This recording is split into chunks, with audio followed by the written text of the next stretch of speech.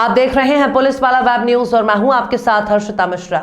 खबर मध्य प्रदेश के रीवा जिले से है, जहां ग्राम पंचायत बैरू में उप सरपंच राजीव पटेल द्वारा सरपंच श्याम कली साकेत पर बेबुनियाद आरोप लगाए गए हैं, जिसके बाद ग्राम पंचायत बैरू की राजनीति में खलबली मच गई है। आपको बता दें कि राजीव पटेल, जो कि पहले से ही स्थानीय सहकारी सोसाइटी में कार्यरत है, वो सरपंच के कार्यकाल में वित्तीय अनियमितताओं का आरोप लगाते हुए जांच की मांग कर रहे हैं। उनका दावा है कि 15 वित्त योजना के अंतर्गत हुए कार्यों में पारदर्शिता नहीं बरती गई और सरकारी राशि का दुरुपयोग हुआ। हालांकि पंचायत के कई पंचों का कहना है कि उप सरपंच खुद पहले से विवादों में रहे हैं और उनका ये आरोप व्यक्तिगत रंजिश या राजनीतिक दबाव का नतीजा भी हो सकता है।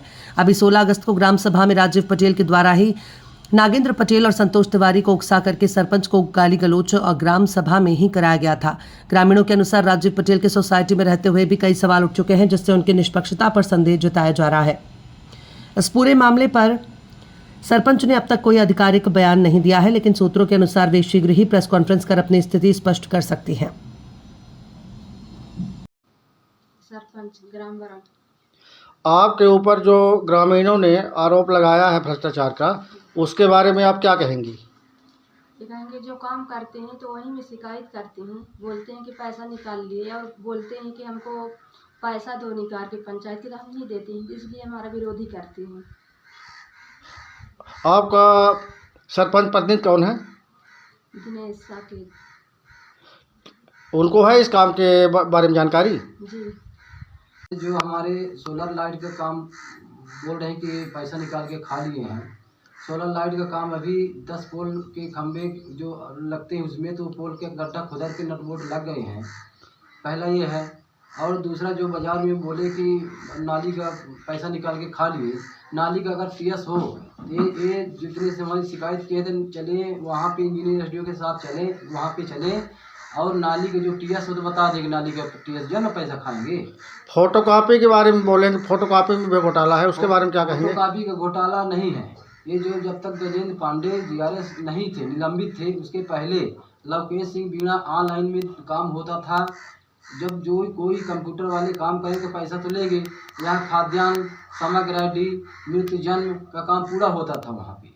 और नाली के सफाई के बारे में बोलेंगे, पैसा फालतू निकाला गया है। नाली की सफाई पैसा निकाला गया, बात सत्य है। इसके बाद क्या हुआ कि नाली का पैसा निकाला तो नाली का काम किया गया है। और इसका मुरुम के लिए भी बोलें कुछ कि मुरुम का भी तो कहाँ कहाँ डलवाए हैं मुरुम? अगले साल जब गणेश विसर्जन था तो हमको सीओ साहब का आदेश आया था कि गणेश विसर्जन में सिमन घाट नदी में मुरुम 5-7 गाड़ी गिरवा दी, उसे मुरुम गिरवाएं। फिर 6 गाड़ी मिश्रा जी वाली रोड में गिरवाएं, इसके बाद खरकौनी में गिरवाएं, इसके बाद पहाड़ सिंह वाली रोड चंदपुर में गिरवाएं, एक गाड़ी अपने यहाँ बस्ती में गिरवाएं, एक गाड़ी वहाँ पे गिरवाएं, दीपू सिंह जो हार्डवेयर की दुकान खोले हैं हनुमान जी के पीछे, वहाँ पे गिरवाएं।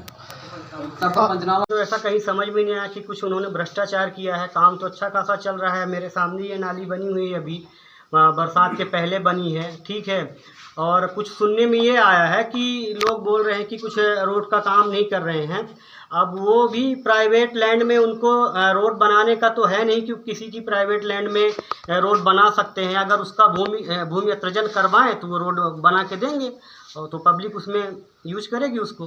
तो इनके ऊपर जो शिकायत की गई है जी, तो आप क्या महसूस कर रहे हैं कि?